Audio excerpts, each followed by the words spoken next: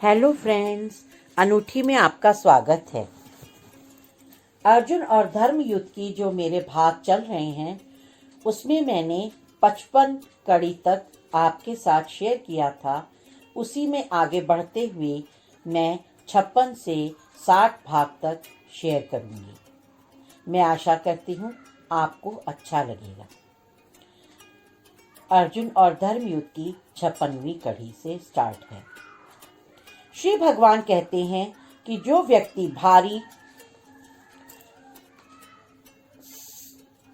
बाहरी इंद्रियों को वासना के सुख से मुक्त कर चुका है, जैसे हमारी बाहर की इंद्रियां हैं, जो त्वचा है, हमारे जो भी आँख है, कान है, स्वाद है, जीवा, तो ये जितनी भी हमारी इंद्रियां जिनसे हम सुख प्राप्त करते हैं उनसे मुक्त होना जरूरी है।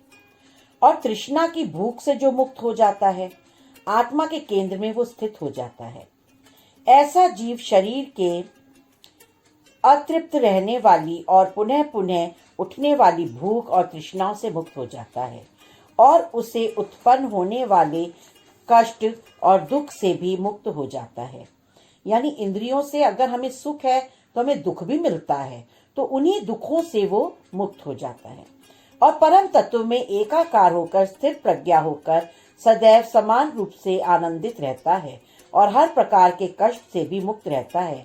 ऐसा जीव पूर्णतया परिपक्व हो जाता है, यानी पूरा तरह से मैच्योर हो जाता है, परिपक्व हो जाता है, पक जाता है, समझ जाता है, उसको हर चीज का ज्ञान हो जाता है और कामनाओं, वासनाओं और ईर्ष्या के साथ ही उत्पन्न होने वाले क्रोध से भी वो मुक्त हो जाता है। जैसे फसल पकने पर जौ, गेहूं, धान की एक एक बाली का दाना देखकर ही जाना जा सकता है कि फसल, वो बाली कितनी पकी हुई है, और उसी प्रकार जीव के बाह्य इंद्रियों के क्रियाकलाप से ही जाना जा सकता है कि बौद्धिक स्तर पर जीव कितना स्थिर प्रज्ञा है और आत्म केंद्रित और आत्मयोगी है, और अंतर में कितना योगिक स्तर पर मुक्त है। जो जीव अपनी कामनाओं की भूख पर नियंत्रण करके प्रकृति में अन्य सहचरों के साथ कोई कामना, ईर्ष्या, द्वेष, स्पर्धा या लाभ, हानि और अन्य कोई भी आकांक्षाओं से मुक्त होकर अंतर में स्थित रहकर आनंद में योग करता है और अपना भाष्य विस्तार समेटकर अंतर में उनका विस्तार योग के द्वारा करता है और निर्मल होकर बिना किसी कष्ट, दुख के आनंदित होता है, वही जीव वास्तव में मुक्त है और श्री भगवान को प्राप्त करता है। ऐसा जीव नाभि के केंद्र से श्वास लेकर अंतर में ही स्थित रखकर ध्यान के योग करता है और उसे बाह्य जगत का कोई आभास ही नहीं रहता और इस प्रकार शरीर होते हुए भी शरीर से मुक्त रहता है। जैसे राजा जनक विदेह राज थे। विदेह राज इसीलिए थे कि देह रहते हुए भी वो विदेह थे, इसीलिए सीता को वैदेही कहा जाता है। वैदेही कितना, इसके ऊपर भी हम आगे कभी चर्चा करेंगे। अभी हम भागवत के इसी पर्व पर बात करते हैं। तो विदेह, देह रहते हुए भी मुक्त हो जाना। ऐसा जीव केवल मुक्त होने के लिए ही कर्म योग और ध्यान योग करता है और किसी भी भाव से मुक्त हो जाता है और उसका ध्येय केवल श्री भगवान को प्राप्त होना है और फिर इसका फल भी वो जीव स्वयं ही प्राप्त करता और भोगता है और मुक्त हो जाता है। ऐसा जीव संपूर्ण सृष्टि में, ब्रह्मांड में चराचर जगत में और हर जगह अणु में केवल श्री भगवान का स्वरूप ही देखता है और इस प्रकार स्वयं अविनाशी रूप होकर श्री भगवान में एकाकार हो जाता है। श्री भगवान यही बात कह रहे हैं कि हम एक दिन अपने को श्राद्ध का तर्पण देते हैं। कैसे? हम अपने को ही देते हैं। हमने मृत्यु प्राप्त की और हम किसी और चोले में आए, तो हमारे परिवार में हमने पिछले जन्म में अपने पितरों को अपना मानकर हमने तर्पण किया, तो किसी जन्म में मैं कुछ रही होंगी और मैंने अपना तर्पण किया। इस तरह से हम खुद को ही श्राद्ध अपना तर्पित करते हैं। तो अपनी अधूरी तृष्णाओं और प्रेम के कारण पुनः पुनः जन्म लेते रहते हैं अपने ही प्रयोजन के समीप, और फिर धीरे धीरे हम ही हमारा पौत्र दोहितर बन जाते हैं और बार बार जन्म लेने के कारण और हम ही हमारा श्राद्ध करते हैं और अपने को ही पिछले हुए जन्मों से और अगले होने वाले जन्मों से मुक्त करने का प्रयास करते हैं। श्राद्ध कर करके खुद को हम अपने को मुक्त करने का प्रयास करते हैं। चौपायों में कुत्ते को खिलाकर, जो सबसे नजदीकी सामाजिक और पारिवारिक पशु है, गाय और कुत्ता, ये दो सबसे नजदीकी पारिवारिक और सामाजिक पशु हैं। इनको खिलाना बहुत पुण्य का कार्य कहा गया है, तो हम इनको खिलाते जरूर हैं और ये सिद्ध भी है कि हम कभी या आगे रहेंगे तो हम तृप्त रहेंगे। पक्षियों में काक यानी कौवा काक भुशुंडी रूप में कौवे को भोजन देकर खुद को पक्षी जून में तृप्त करते हैं। चींटियों को भोजन देकर खुद को कीट जून में भी तृप्त करते हैं। गाय को खिलाकर इंद्र, ये हम जैसे श्राद्ध में हम 5 तर्पण के वो निकालते हैं हिस्से, और चौपाई को, कीट को, चींटियों में हम कीट पतंगों को, पक्षियों में कौवे को, इस तरह से हम मनुष्य को, ब्राह्मण को इस तरह से हम खिलाते हैं। वायु रूप में हम गाय के कंडे के ऊपर भोजन को जलाकर वायु रूप में, क्योंकि हम प्राण वायु लेते हैं, तो वायु रूप में तृप्त करना हमारे ऋण है। तो हम सबको समान, क्योंकि सब हमारे साथ जी रहे हैं और हम इन्हीं रूपों में कई बार जन्म ले चुके हैं और आगे अपने कर्मों की भिंगिया पड़ते हुए जन्म लेते रहेंगे, तो हम तृप्त करते रहते हैं और हम डायरेक्ट, इनडायरेक्ट, प्रत्यक्ष अप्रत्यक्ष रूप से स्वयं को ही तृप्त करते रहते हैं।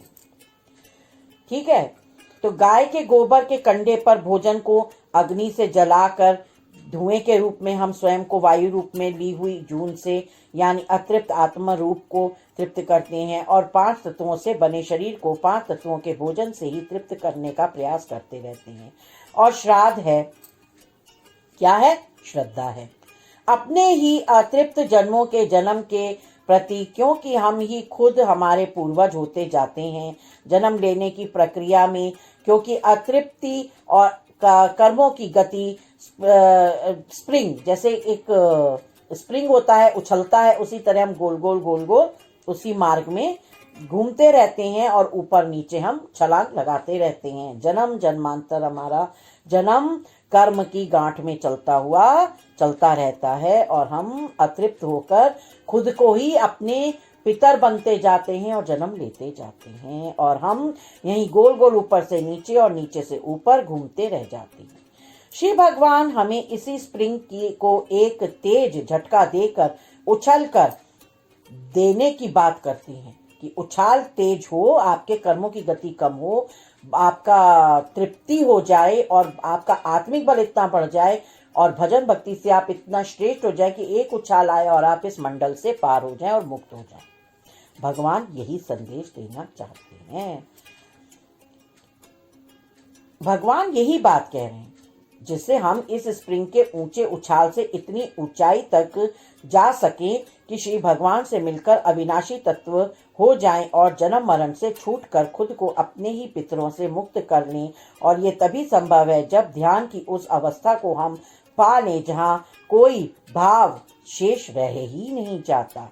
श्री भगवान कहते हैं कि बाह्य इंद्रियों को केवल संसार में मान पाने के लिए जब भी जीव साधना करता हुआ दिखाई देता है, शरीर पर शमशान की राख लपेट लेता है, तिलक चंदन कुमकुम लगा लेता है, लंबी जटाएं रख लेता है, अग्नि के समक्ष पानी में, जमीन पर, ऊपर नीचे, अंदर तक बैठकर अन्य अनेकों प्रकार से शरीर को बाह्य आडंबरों से सजाता है और दिखाता है और अपने चारों ओर संसार की भीड़ एकत्रित करके स्वयं को साधक सिद्ध करता है और आडंबरों के माध्यम से संसार को भटकाता है, वो मेरा भक्त या साधक हो ही नहीं सकता, क्योंकि वो तो अपनी बाह्य इंद्रियों से मुक्त हुआ ही नहीं है और ना ही उसे बाह्य इंद्रियों को भीतर समेटकर स्थिर होना आया है। वो तो संसार में ही लिप्त है और साधना को केवल यश प्राप्ति का साधन बना रहा है।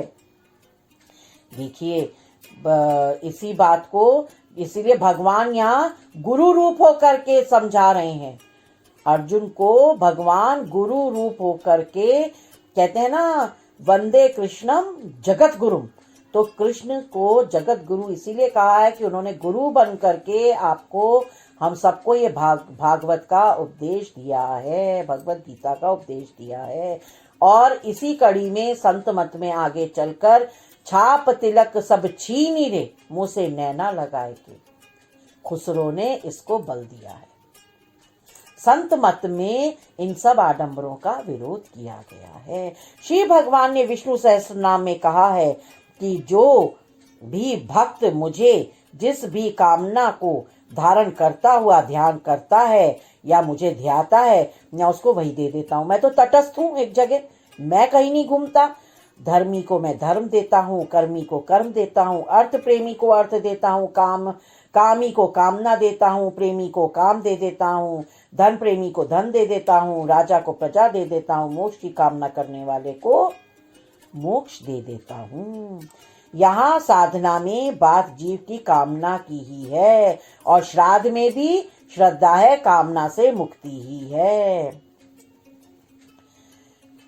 कि जो भी कामना जीव करेगा उसकी पूरी केंद्र की ऊर्जा उसी अभिष्ट की ओर खिंच जाती है। यानी आप जिस कामना से पूरा एकाग्रचित होकर जिस कामना में लगते हैं, कहते हैं ना, पूरी सृष्टि आपके साथ उसी कामना की पूर्ति में लग जाते हैं। यानी आपका पूरा आत्मिक बल आपके केंद्र से सिमटकर उसी में आपकी पूरी ऊर्जा लग जाती है। और जहाँ पूरी ऊर्जा लग जाती है, गांधारी ने अपनी पूरी ऊर्जा आग की पट्टी खोलकर दुर्योधन के शरीर को लौह का बनाने में लगा दी थी, पूरी ऊर्जा। और जब जीव को अपनी उस कामना से दुख मिलते हैं, अब कामना से मुक्त तो हुए नहीं, सारी ऊर्जा उसी में खिंच गई और पूरी एकाग्रता जीव ने अपनी कामना में लिप्त होने में लगा दी। मानसिकता से पूर्ण ब्रह्म की साधना करते हैं, लेकिन उसी कामना के रूप में श्री भगवान उसे मिल जाते हैं। और जब जीव को अपनी उसी कामना से दुख प्राप्त होता है तो उसे अपने कर्मों का ही रूप नहीं समझ में आता और दोष श्री भगवान को देता है कि आपने मेरी कामना पूरी नहीं करी, कामना पूरी होकर दुख मिल गया, तो मैंने तो यही तो मांगा था, तो दुख क्यों आया? दुख तो निश्चित है। जहां कामना है, अभिष्ट है, वहां दुख निश्चित है। श्री भगवान यही तथ्य समझा रहे हैं कि बाह्याडंबर से जीव मुक्त नहीं हो सकता, केवल सिर्फ प्रज्ञा से साधना करना है और पूर्ण रूप से निष्कामी हो जाना है। और कोई भी कामना न होने के कारण वही साधक जीव किसी भी प्रकार के फल की कामना से भी मुक्त रहता हुआ अपने सभी कर्मों को संपादित करता है और समान भाव से हर परिस्थिति, परिवेश, देश, काल में रहता है और वही जीव मुक्त होता है और श्री भगवान की ऊर्जा में एक सार हो जाता है और अविनाशी होता है। यही ध्यान है। भगवान कहते हैं, श्री भगवान कहते हैं कि योग को पहचानना है। योग समस्त बाह्य इंद्रियों को भीतर समेट कर शांत चित्त से स्थिर प्रज्ञा से आत्मा को केंद्र में स्थित करते हुए होना है। शरीर, इंद्रियां, आत्मा, चेतना, प्रज्ञा और अंतर में संन्यास का भाव, ये मिलकर योग होता है और ये योग बहुत शांति में ही होता है।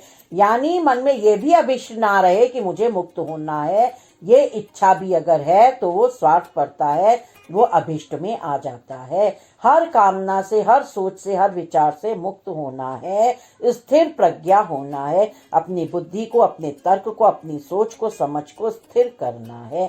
मन की, चित्त की अस्थिरता और चंचलता और संसार की वासना में लिप्त होने से योग को पहचानना असंभव है, क्योंकि चंचल चित्त में स्थिर दृष्टि हो ही नहीं सकती और अस्थिर दृष्टि एकाग्रता से आत्मा को केंद्र में स्थित नहीं कर सकती, क्योंकि अस्थिर दृष्टि और चंचल चित्त संसार की वासनाओं और कामनाओं से इंद्रियों को तृप्ति देता जाता है और शांति वातावरण में, सोच में, भाव में तृप्ति होनी ही चाहिए, तभी अंतर में सिमटाव संभव है।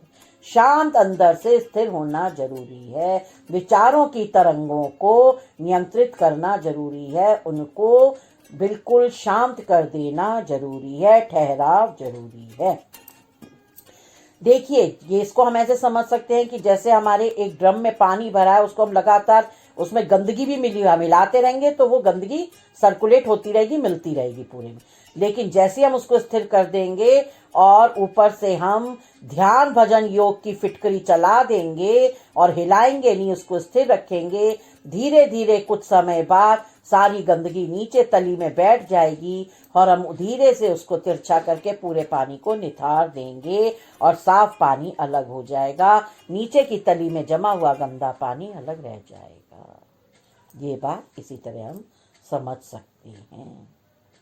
निष्कामी जीव ही इतनी शांति प्राप्त कर सकता है और इंद्रियों को भोग वासना से मुक्त रख सकता है और इस प्रकार कष्टों से मुक्त हो जाता है और अंतर में शांत रहते हुए योग को अंतर में सरलता से पचा लेता है। यानी आत्मा योग की खुराक प्राप्त करती है और आध्यात्मिक ऊंचाई की पुष्टता तभी प्राप्त करती है और इस प्रकार आत्मा मुक्त हो जाती है, पुनः पुनः शरीर धारण करने के नियम से मुक्त हो जाती है और आत्मा का यही उद्धार है।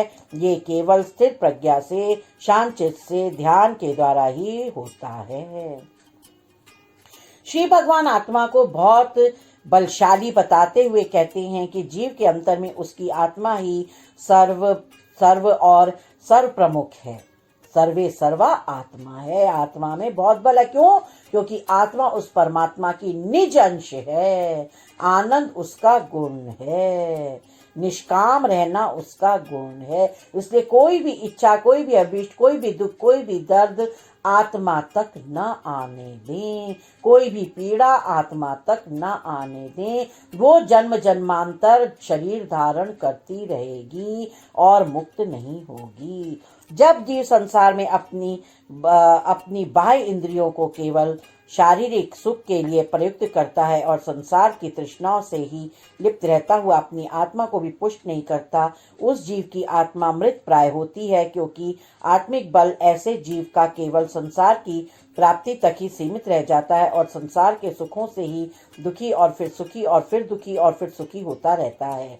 जीव आसक्ति में इतना डूब जाता है कि उसकी आत्मा ही उस जीव की शत्रु के समान हो जाती है। क्योंकि ऐसे संसारी जीव को पूर्ण ब्रह्म भी केवल तृष्णाओं की पूर्ति का माध्यम ही दिखता है और इस निराधार संसार में ऐसा जीव केवल भ्रमित सा भटकता रहता है और उसकी शत्रु रूप उसकी आत्मा उसका मार्ग मित्र रूप में प्रशस्त नहीं कर सकती। और इसके दूसरी ओर जब जीव श्री भगवान को समर्पित होकर निष्काम भाव में आत्मा को केंद्र में स्थिर प्रज्ञा द्वारा शांत रखते हुए तृप्ति से योग का भोजन आत्मा को खुराक खिलाता हुआ, देखिए आत्मा की खुराक भजन सुमिरन है। आत्मा की खुराक ये संसार की तृष्णाएं नहीं है, आत्मा को आनंद इसमें नहीं आता, आत्मा को मन नचाता है, आत्मा को मन ना नचा, इसलिए स्थिर प्रज्ञा होना जरूरी है। तो मित्र रूप होकर उस भक्ति को मोक्ष के मार्ग पर ले जाती है वही आत्मा और मुक्त हो जाती है। और ऐसा जीव निराधार संसार में कभी डगमगाता नहीं है और अस्थिरता के कारण कभी गिरता नहीं है, भटकता नहीं है और श्री भगवान में चित्त लगाता हुआ सुख दुख से परे रहते हुए मुक्त हो जाता है। तो आज हम भाग 60 तक ही समाप्त करते हैं। उसके आगे के मैं भाग लेकर फिर उपस्थित होंगी, आपके साथ शेयर करूंगी, बातें करूंगी और आप भी आनंद उठाइए, मैं भी आनंद उठाऊं, हरि भजन सुमिरन चलता रहे। इसी कामना के साथ आपका मैं हार्दिक अभिनंदन करती हूँ और धन्यवाद कहती हूँ। Thank you so much friends, अनूठी में विजिट करने के लिए। आप सब्सक्राइब करिए, शेयर करिए और आनंद उठाते रहिए। राधा स्वामी, जय श्री कृष्ण।